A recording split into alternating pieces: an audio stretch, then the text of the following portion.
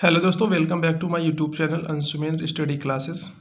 Lecture number 11 है BSc fifth semester mathematics. Book का नाम है टेंसर एनालिसिस। ये जो है वो टेंसर कैलकुलस के अंतर्गत एक चैप्टर है कोवेरिएंट डेरिवेटिव्स। उसमें हम एग्जाम्पल्स को सॉल्व कर रहे हैं पिछले 2 से 3 लेक्चर्स में। ये आपका लेक्चर नंबर 11 है। इसमें हम एक यहाँ पे क्वेश्चन सॉल्व करेंगे। इसके बाद भी इसमें 2 क्वेश्चन होगा, यानी टोटल इस लेक्चर में आपको 2 क्वेश्चन बताए जाएंगे जो कि बहुत ही इंपॉर्टेंट क्वेश्चन रहने वाला है। अब यही क्वेश्चन देख लीजिए, आपके अवध यूनिवर्सिटी 17 और 18 में आपसे पूछा गया है। क्या कह रहा है कि आपको शो दैट करना है कि curl of a covariant vector जो ए आई है वो इक्वल्स टू है ए आई कामा जे माइनस ए जे कामा आई, जबकि इसका फार्मूला ही यही होता है। मैंने आपको डाइवर्जेंस और कर्ल वाले वीडियो में ही आपको इसका फार्मूला क्या होता है डाइवर्जेंस और कर्ल में आपको बता दिया था। जो कर्ल का फार्मूला होता है of a covariant vector A i के लिए वो यही फार्मूला होता है ए आई कामा जे। इसका मतलब यह है कि covariant derivative of A i with respect to x j और माइनस ए जे कामा आई। तो चलिए इसका हम प्रूफ देखते हैं, यानी आपको शो दैट करके ही दिखाना है कि आपका जो कर्ल ए आई है वो ए आई कामा जे माइनस ए जे कामा आई के इक्वल्स टू होता है। ये अवध यूनिवर्सिटी 2017 और 18 में आपसे पूछा गया है। तो चलिए इसका सॉल्यूशन देखते हैं बिना किसी देरी के।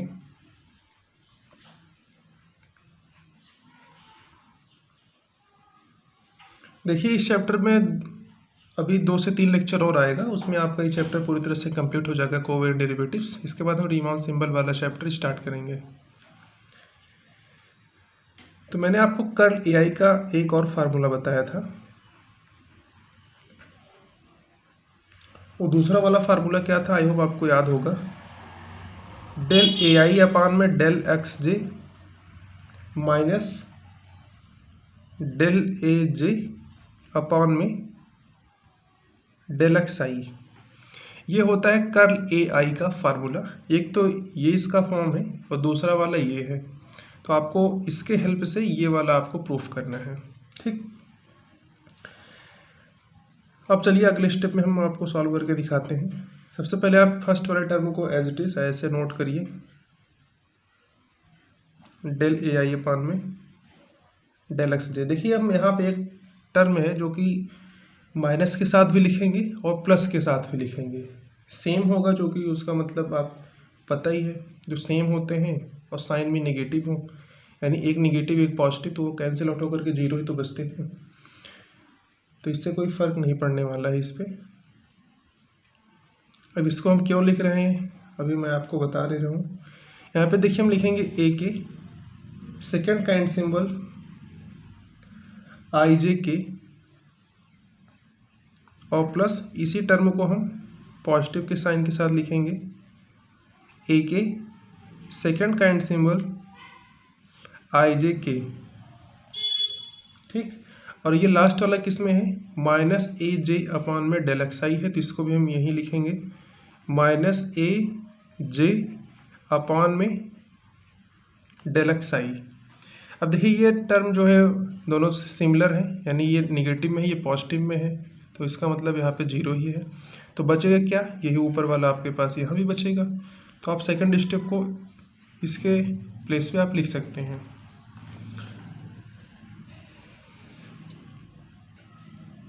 अब देखिए मैं आपको एक कॉन्सेप्ट बता दूं कि जो आपका क्रिस्टोफर सिंबल में मैंने आपको ये सेकंड काइंड का बताया था। इसमें जो फर्स्ट इंडेक्स और सेकंड इंडेक्स होता है वो एक दूसरे में कैसे होते हैं, सिमेट्रिक होते हैं।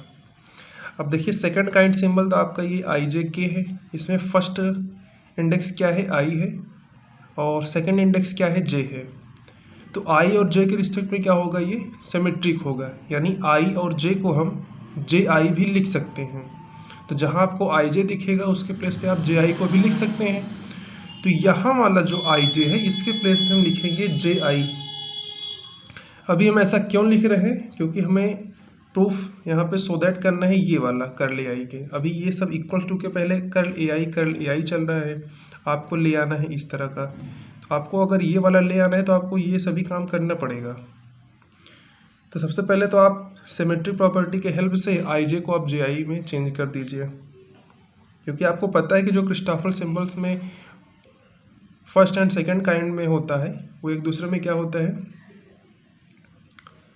यानी कि इसका जो फर्स्ट इंडेक्स और सेकंड इंडेक्स होगा वो सिमेट्रिक प्रॉपर्टी शो करता है। तो यहाँ पे फर्स्ट और सेकंड ये है, तो आई जे को हम जे आई भी लिख सकते हैं। तो ये हो जाएगा डेल ए आई अपान में डेल एक्स जे माइनस ए के आई जे के प्लस ए के। अब इसी के प्लेस में हम जे आई लिखेंगे, और ये माइनस का डेल ए जे अपान में डेल एक्स आई। ठीक, इक्वल्स टू के नीचे इक्वल्स टू का साइन लगाएंगे। अब ये फर्स्ट और सेकंड को एक ब्रैकेट के अंदर कर दीजिए और इसको एक ब्रैकेट के अंदर कर दीजिए।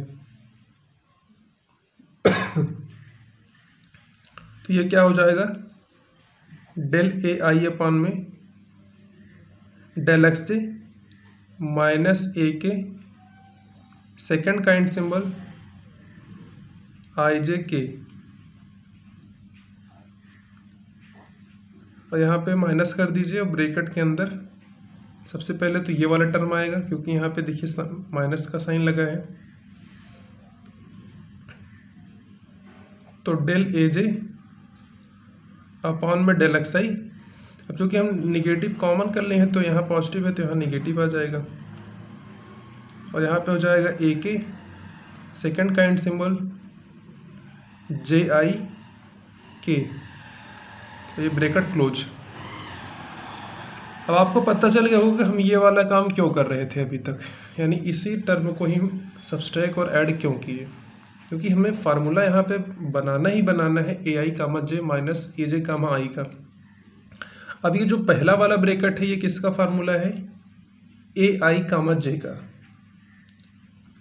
तो इसके प्लेस पे आप क्या लिखेंगे, ए आई कामा जे, माइनस लगा है माइनस लगाएंगे। अब ये दूसरे वाले ब्रैकेट के अंदर जो इसका फार्मूला क्या बन रहा है यहाँ पे, ए जे कामा आई। और यही चीज़ आपको सो दैट करके दिखाना था, और ये सभी इक्वल्स टू के पहले किसके चल रहा है, कर्ल ए आई। इसको आप ब्रैकेट के अंदर क्लोज कर दीजिए।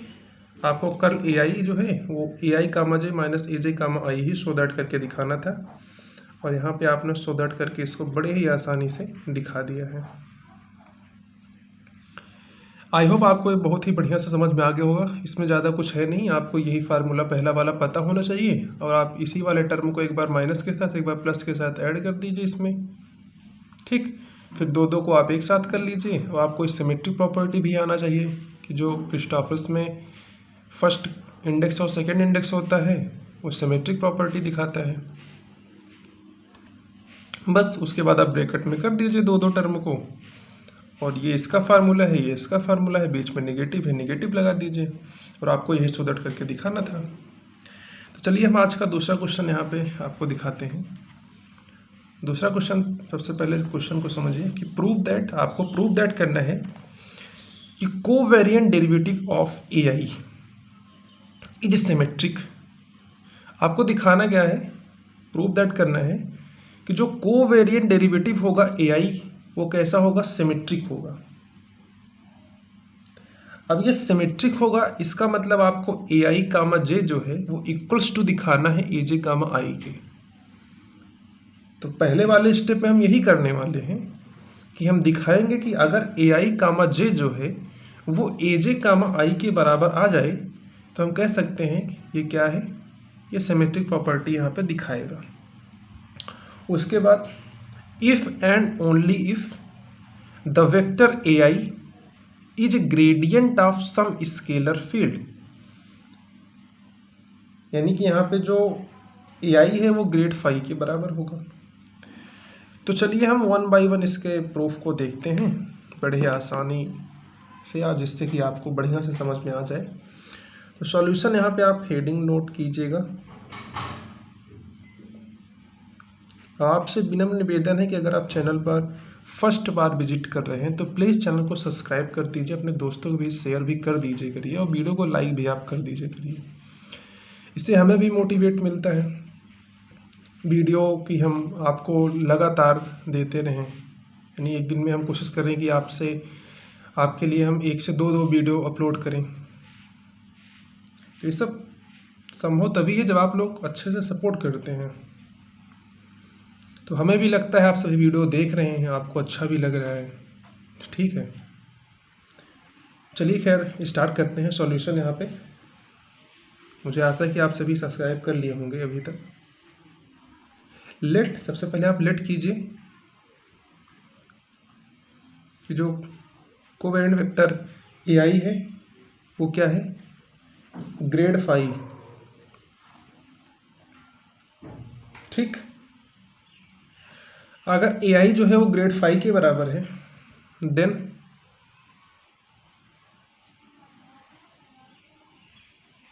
AI क्या हो जाएगा, डेल फाई अपन में del X I, and so अगर हम AI का XJ के रिस्पेक्ट में पार्शियल डेरिवेटिव निकालें तब क्या आ जाएगा, यानी यहाँ पे निकालेंगे ना, तो AI का आप पार्शियल डेरिवेटिव लिखेंगे XJ के रिस्पेक्ट में, तो सबसे पहले AI क्या लिखा जाएगा, डेल AI अपन में डेल XJ, क्योंकि हम J के रिस्पेक्ट में करेंगे तो XJ, और इक्वल्स टू है तो इक्वल्स टू का साइन लगाएंगे। इसका हम फिर से करेंगे क्योंकि ये एक बार डेरिवेटिव में है, दूसरी बार करेंगे सेकंड डेरिवेटिव आएगा, यानी डेल टू फाई हो जाएगा ऊपर, और यहाँ पे हो जाएगा डेल एक्स जे इंटू में डेल एक्स आई, यानी कि जब आपने डेल ए आई अपान में डेल एक्स जे लिया तो आपके पास डेल टू फाई अपान में डेल एक्स जे इंटू में डेल एक्स आई आ गया। तो सिमिलरली इसी तरीके से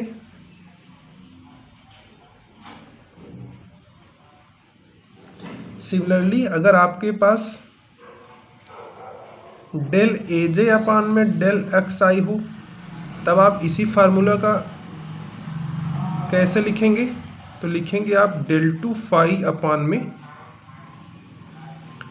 डेल एक्स आई पहले आ जाएगा और डेल एक्स जे जो है वो बाद में लिखा जाएगा, बाकी फार्मूला तो सेम ही रहेगा। अब आप यहाँ पे देख लीजिए कि जो डेल ए आई अपान में डेल एक्स जे है वो डेल टू फाई अपान में डेल एक्स जे इंटू में डेल एक्स आई के बराबर है। सिमिलरली इसी तरीके से आप लिख सकते हैं कि जो आपका डेल ए जे अपान में डेल एक्स आई है वो डेल टू फाई अपान में डेल एक्स आई इंटू में डेल एक्स जे के इक्वल्स टू है।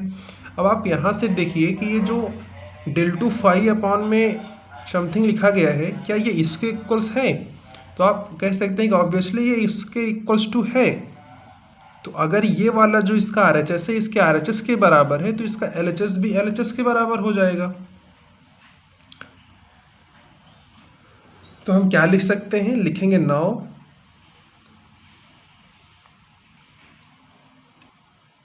तो हम यहाँ पे लिख सकते हैं कि आपका जो डेल ए आई अपॉन में डेल एक्स जे है वो किसके इक्वल्स टू आ गया है, डेल ए जे अपॉन में del X I. I hope आपको यहाँ तक समझने में किसी भी तरह का कोई भी प्रॉब्लम नहीं आया होगा आपके सामने, क्योंकि अभी तक वो बहुत सिंपल हम चल रहे हैं। यहाँ पे देखिए लेट किया ए आई जो है ग्रेड फाई के बराबर है। अगर ये ग्रेड फाई है तो इसको आप लिख सकते हैं डेल फाई अपान में डेल एक्स आई। फिर आपको क्या करना है, इसका आपको एक्स जे के रिस्पेक्ट में पार्शियल डेरिवेटिव फाइंड आउट करना है, तो आपके पास ये आ जाएगा। जब आपके पास डेल ए अपान में डेल एक्स जे ये हैं तो सिमिलरली आप इसी को देख करके लिख सकते हैं कि इसका वाला क्या निकल के आएगा, किसका, डेल ए जे अपान में डेल एक्स आई का। तो आपके पास आ जाएगा डेल टू फाई अपान में डेल एक्स आई इंटू में डेल एक्स जे। अगर इसका RHS इसके RHS के बराबर है तो इसका LHS भी इसके LHS के बराबर होगा, ठीक है। तो नाउ लिख सकते हैं कि आपका जो डेल ए आई अपान में डेल एक्स जे है वो इक्वल्स टू है डेल ए जे अपान में डेल एक्स आई के। अभी इसको हम आगे सॉल्व करते हैं। आप यहाँ पे देख पा रहे होंगे अगर ये जो है इसके इक्वल्स टू है तो इसको हम ब्रैकेट के इस साइड ले आएंगे तो ये नेगेटिव में आएगा और यहाँ पे क्या बचेगा, 0। तो आइए हम ऐसे ही करते हैं। ये हो जाएगा डेल ए आई अपान में डेल एक्स जे, इसको हम इस साइड लेंगे तो नेगेटिव में आएगा, इसके प्लेस पे लिखा जाएगा डेल ए जे अपॉन में डेल एक्स आई, और यहाँ पे क्या बचा, 0 बचा है। तो आई होप आपको यहाँ तक समझ में आ गया होगा। और मैंने अभी इसके पहले वाले फार्मूला में कर्ल ए आई के प्लेस पे यही वाला फार्मूला यूज किया था। तो आई होप आप अभी तक भूले नहीं होंगे, आपको याद भी होगा बहुत ही अच्छे तरीके से। ये जो डेल ए आई अपॉन में del X J minus del A J upon में डेल एक्स आई लिखा है, ये कर्ल ए आई का फार्मूला है। Curl A I equals to 0। और आपको पहले वाले क्वेश्चन में कर्ल ए आई जो है वो किसके इक्वल्स टू दिखाना था, ए आई कामा जे माइनस ए जे कामा आई, और आपने उसको दिखाया भी है। तो आप कर्ल ए आई के प्लेस पे क्या लिखेंगे, ए आई कामा जे माइनस ए जे कामा आई, और ये इक्वल्स टू है किसके, 0 के। और मैंने आपको बताया था कि यहाँ पे जो क्वेश्चन में कह रहा है कि prove that covariant derivative of A I is symmetric, ये तभी संभव है जब ए आई कामा जे जो है वो ए जे कामा आई के इक्वल्स टू होगा। तो अब यहाँ से आप आसानी से निकाल सकते हैं ना। अब ये इधर निगेटिव है, इक्वल्स टू के इस तरफ जाएगा तो पॉजिटिव में आ जाएगा। तो यहाँ से तो आप आसानी से कह सकेंगे कि ए आई कामा जे जो है वो ए जे कामा आई के बराबर है। तो आपको यही चीज़ दिखाना था। तो आप क्या लिखेंगे, 10 the covariant derivative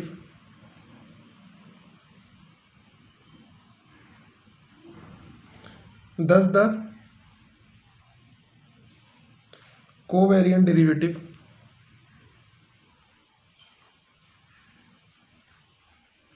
of A I is symmetric. तो आपने इसको प्रूफ डॉट कट करके दिखा भी दिया है।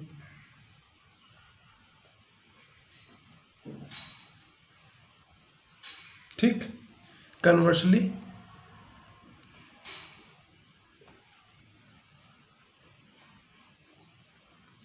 क्योंकि यहाँ पे इफ एंड ओनली इफ लगा है ना, इसके बाद आपको ये भी दिखाना है कि इफ एंड ओनली इफ, यदि और केवल यदि the vector A I is gradient of some scalar field. तो इसके लिए आप क्या करेंगे, कन्वर्सली लिखेंगे कि इफ, यदि कोवेरिएंट डेरिवेटिव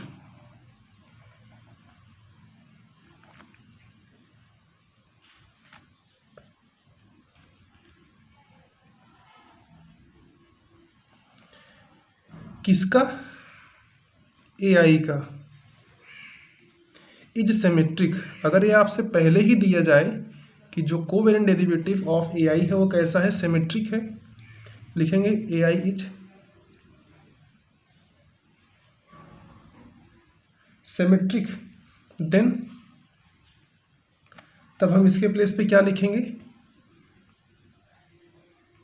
ए आई कामा जे जो है वो ए जे कामा आई के बराबर होगा। अगर आपको ये चीज़ पहले से ही दिया जाए कि जो ए आई है इसका जो कोवेरिएंट डेरिवेटिव है वो कैसा है, सिमेट्रिक है, तो आप इसके प्लेस पे लिखेंगे कि ए आई कामा जे जो है वो ए जे कामा आई के बराबर है। एंड सो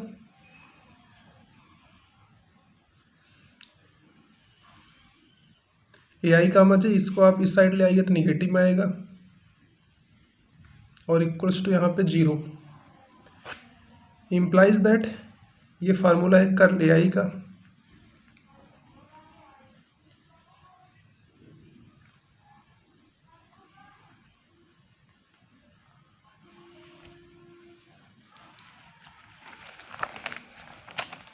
तो कर्ल ए आई क्या आ गया, 0 आ गया। वी नो दैट, हम जानते हैं कि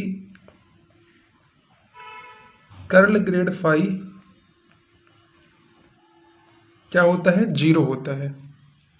और आप इन दोनों का कंपैरिजन कर दीजिए, तो यहाँ पे ए आई लिखा है, यहाँ पे ग्रेड फाई लिखा है, तो 10